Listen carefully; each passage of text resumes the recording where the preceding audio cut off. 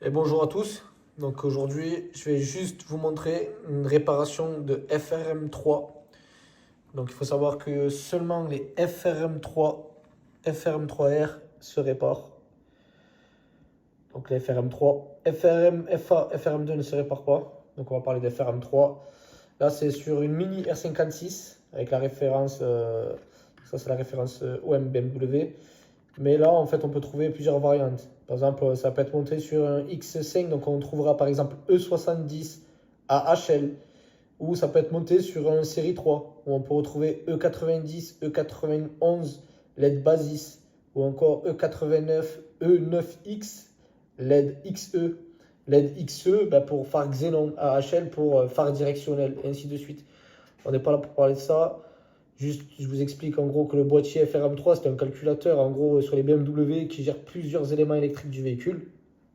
D'accord, sachant qu'il gère l'éclairage extérieur, les phares, veilleuses, clignotants, les vitres électriques, les essuie-glaces, le verrouillage centralisé et les rétroviseurs électriques. Voilà. Donc le FRM, en gros, il est monté sur plusieurs types de véhicules, notamment en fait sur tout ce qui est série E et les Mini entre 2008 et 2013 environ. Donc voilà, c'est là où on va retrouver le FRM3. En 2004, c'était du FRMFA.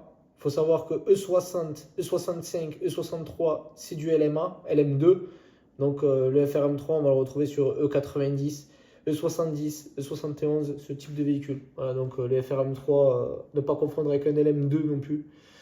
Donc vous le trouverez au niveau du pied conducteur, derrière la gâchette d'ouverture du capot moteur, sur le côté gauche, donc dans les pieds du conducteur, pour les véhicules Europe à gauche, et dans les véhicules conduite à droite, à droite, voilà, à l'inverse. Donc quand ils sont défectueux, tout simplement, vous avez les phares qui s'allument seuls ou qui ne s'éteignent pas. Vous avez les vitres qui ne montent plus ou qui descendent plus, les clignotants qui ne fonctionnent pas, ou alors la fermeture centralisée qui ne fonctionne plus non plus.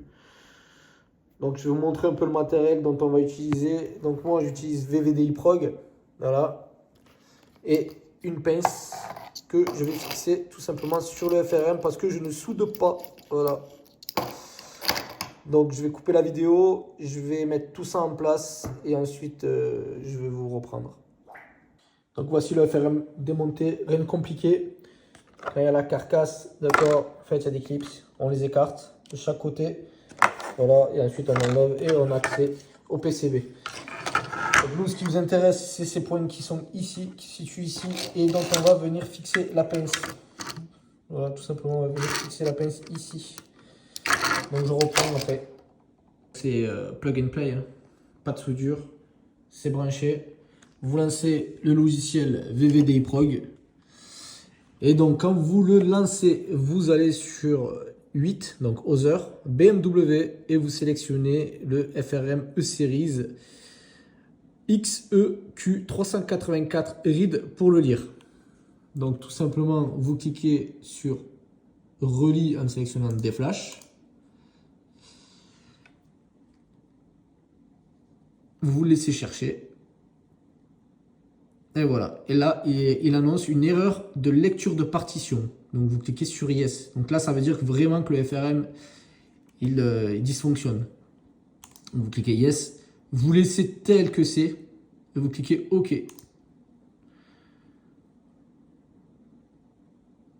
Vous laissez faire. Vous faites une sauvegarde. Donc vous faites sauve et vous le mettez dans un dossier. Donc moi ce que je fais, c'est que j'ai des dossiers spécifiques par rapport au FRM, je travaille dessus. Donc moi je classe par ordre. Donc là celui-ci, j'ai créé un dossier pour cette référence. Voilà, 88.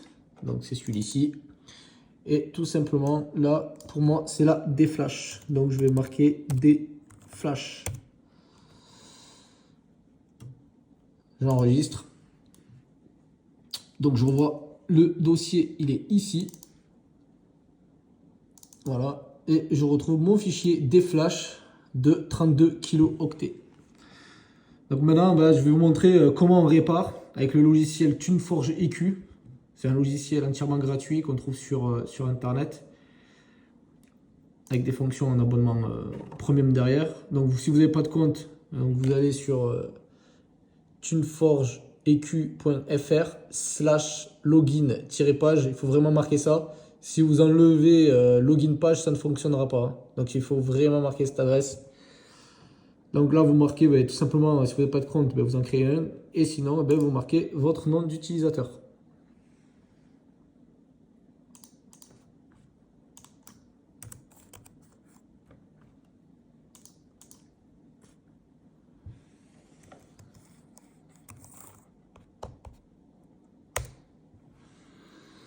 Donc voilà, on est connecté. Là, vous allez sur fonction spéciale. Réparation FRM3 ici.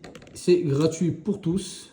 Et là, tout simplement, vous venez sélectionner votre fichier FRM. Donc, dans Roprog. Donc là, c'est pareil, hein. Moi, je classe mes dossiers comme ça. Chacun fait comme il veut. FRM3. Ici. Des flashs. Voilà. Donc là, j'ai chargé mon fichier. Ensuite, on fait convertir en EPROM. On clique une fois dessus. Et voilà. Et là, j'ai toutes les informations qui s'affichent. Et on fait télécharger EPROM. Donc, on clique à droite. Mon fichier est téléchargé. Je le récupère.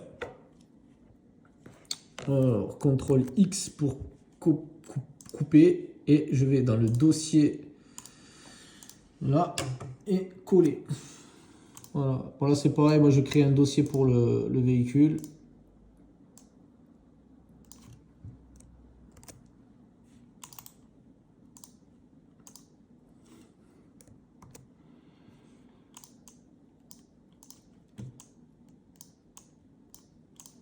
Maintenant, on retourne sur VVDI.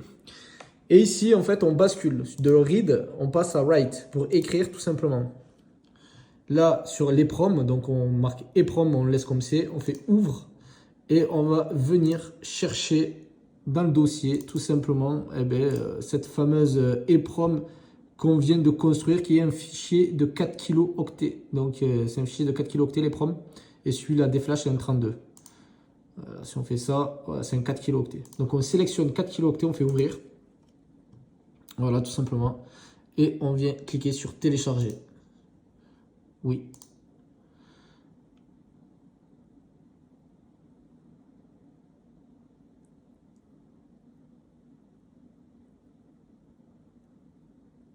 Voilà, opération terminée. Voilà. FRM réparé. Voilà, maintenant vous pouvez tout débrancher. Voilà, vous débranchez tout. Et vous remontez tout dans le sens inverse. Et ensuite vous remontez sur le véhicule. Et tout qui refonctionne. Pas besoin de codage, pas besoin de programmation. Voilà, vous remontez le FRM et vous le rebranchez au véhicule.